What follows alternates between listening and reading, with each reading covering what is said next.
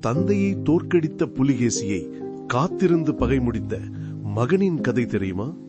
அவர் வேற யாரும் இல்லைங்க, நம்ம மாமல்லபுரம் ஹீரோ நரசிம்மவர்ம பல்லவன் தான் அவரு. கோவில் கட்டுமானத்திற்கான தனி வரையறையை அளித்து மூவேந்தர்கள் ஆட்சி இழந்த ஒரு சமயத்தில் தமிழகத்தை களப்பிரர்களிடமிருந்து மீட்டு ஒரு ஸ்திரமான ஆட்சிக்குள் கொண்டு வந்த பல்லவ பேரரசின் மாமன்னர் தான் இந்த நரசிம்மவர்மன்.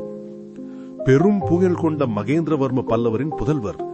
சாளுக்கிய நாட்டின் இரண்டாம் புலிகேசி வட இந்திய பேரரசனான ஹர்ஷவர்தனையே தோற்கடிச்ச கர்வத்தோட காஞ்சிபுரம் வரை படையெடுத்து வந்து முற்றுகையிட்டு மகேந்திரவர்மனையும் தோல்விக்குள்ளாக்கி காஞ்சியவே நிர்மூலமாக்கிடுவார்.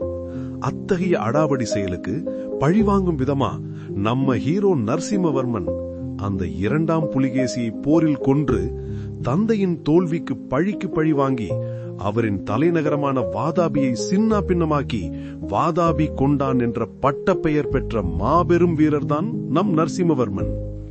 மேலும் அவர் காலத்தில்தான் பல்லவ அரசு மிக மிக வலுவான நிலையை அடைந்தது. மாமல்லபுரம், பஞ்சபாண்டவர் ரதம், அர்ஜுனன் தபசு என கட்டுமானங்களில் அதி உன்னத நிலையை தமிழகம் அடைந்தது அவர் காலம்தான்.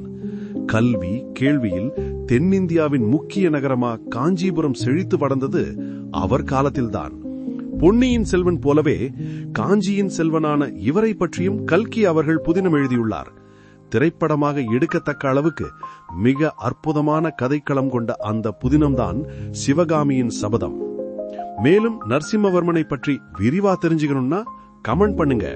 மறக்காம சேனல் சப்ஸ்கிரைப் பண்ணிக்கோங்க. நன்றி.